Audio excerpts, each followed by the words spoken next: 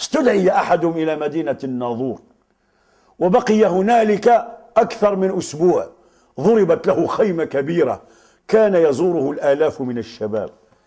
يودي يجلس في السعودية ودعي لي يا ولدي. ما خلى القرضاوي، ما خلى العلماء، كلهم عندهم ضلال مبتدعون.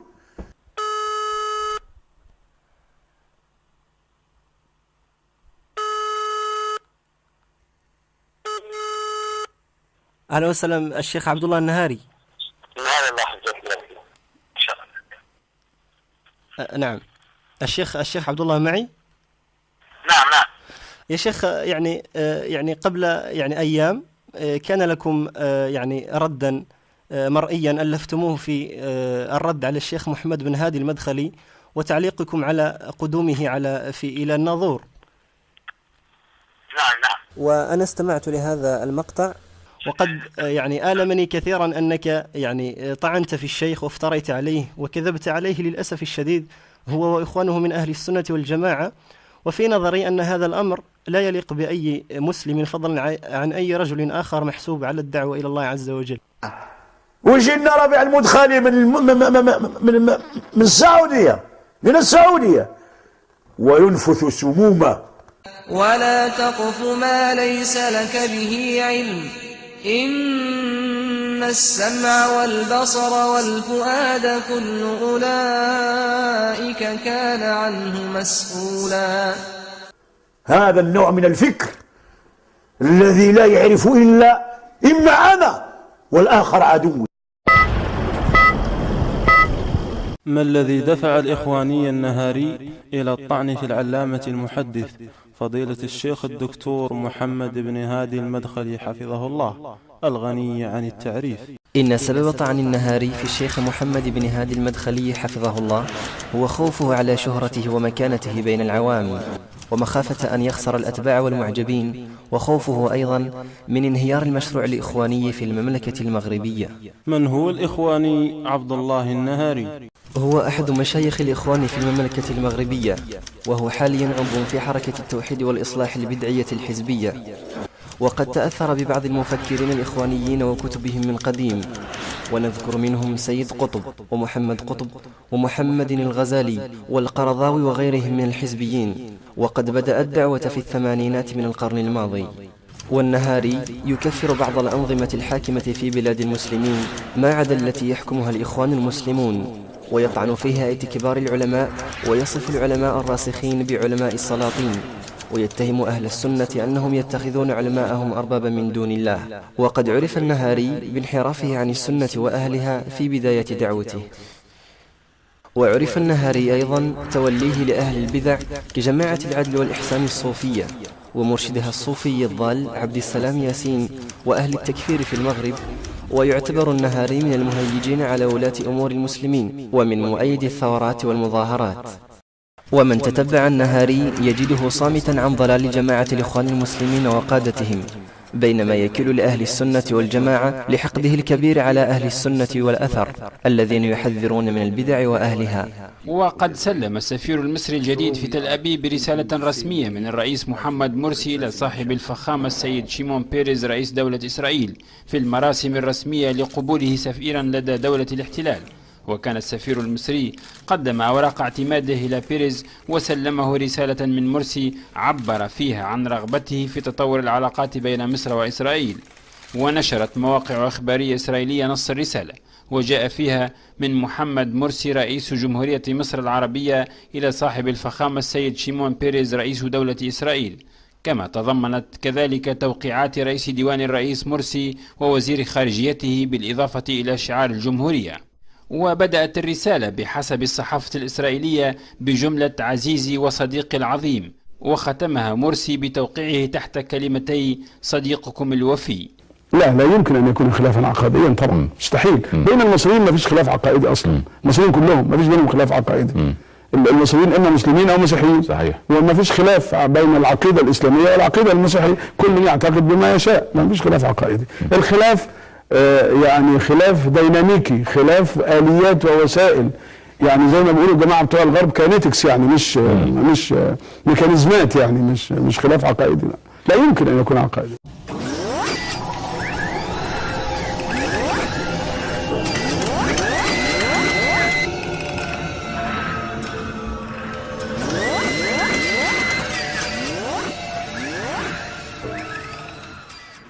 الإخواني عبد الله النهاري والافتراء والتهكم الفاحش على أهل السنة. وجايبينه هنايا يحتفون به. خرب لنا الناظور. ده الشباب اللي حاضرين عندهم ما غاديش يقدروا يبقاو يشوفوا فيك تماما. ويجي لنا ربيع المدخلي من السعودية، من السعودية، وينفث سمومه. فهل استفاد أهل الناظور من هذا؟ ستجد الكثير ممن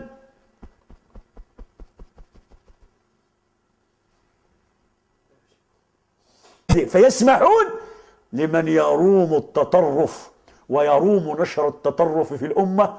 قل كل يعمل على شاكلته فربكم أعلم بمن هو أهدى سبيلا. أتباع الإخواني عبد الله النهاري ودورهم في توريط شيخهم في الكذب الصراح. فلماذا تعطى الحرية لمثل هؤلاء؟ واسمه ودع، قالوا لي اللي حضروا له، واسمه اللي حضروا له هالسمانة، واسمه قال لك المواضيع اللي كانت في المحاضرات واسمه هي.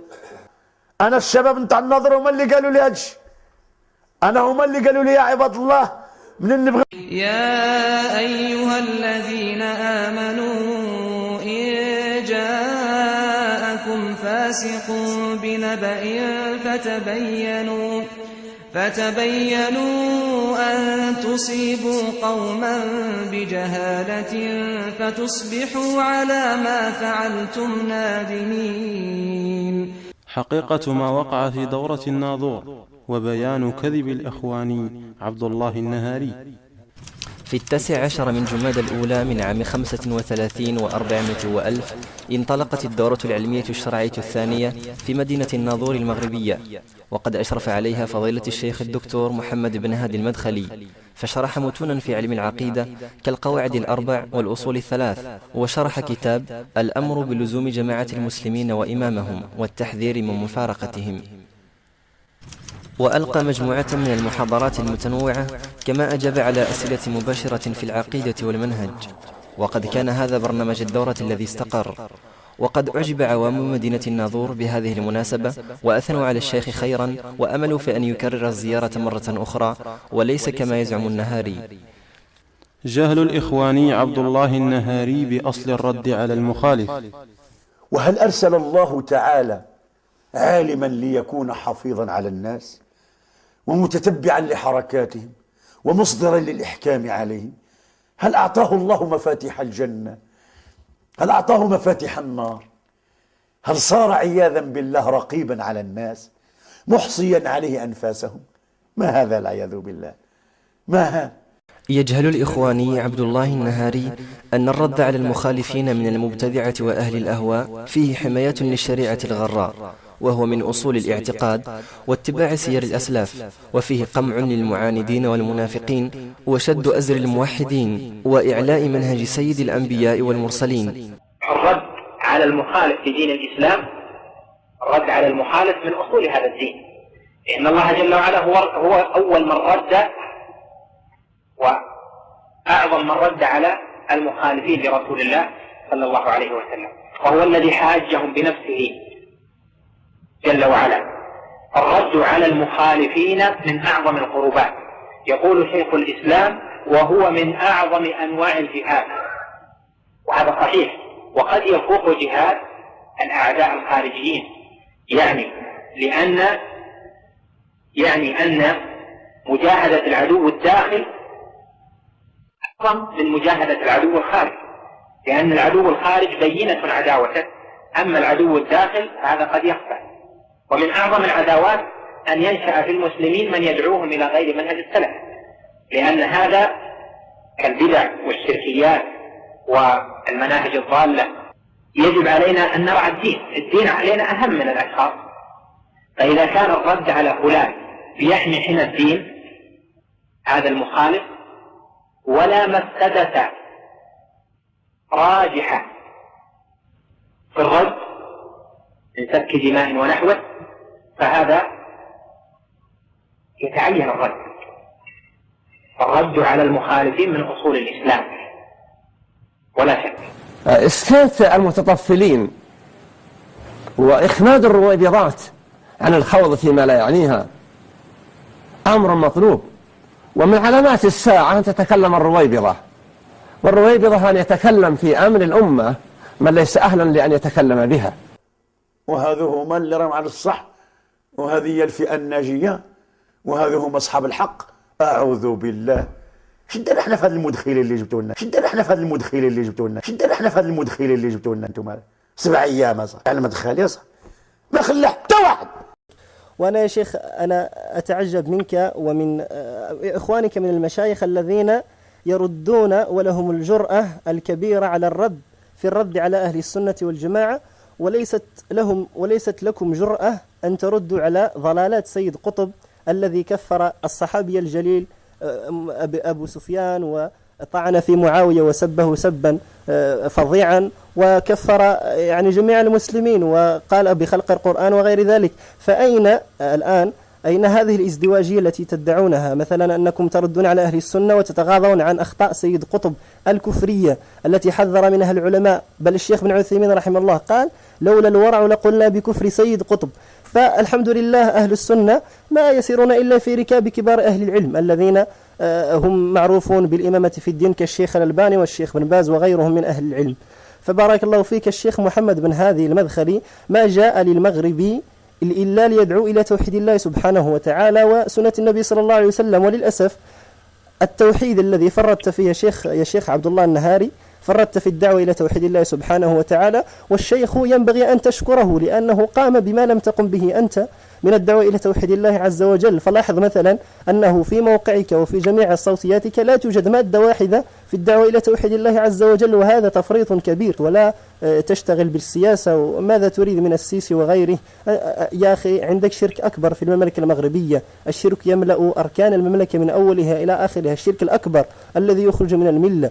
وهؤلاء الذين ترميهم بالجامية والمذاخل أدعوك إلى أن تتأمل في أدلتهم وكلامهم الذي يقولونه، فما جاءوا ببدعة ولا جاءوا بشيء جديد ولله الحمد، ما جاءوا إلا بالتوحيد والسنة. جزاكم الله وإليكم الشرف وحفظكم الله.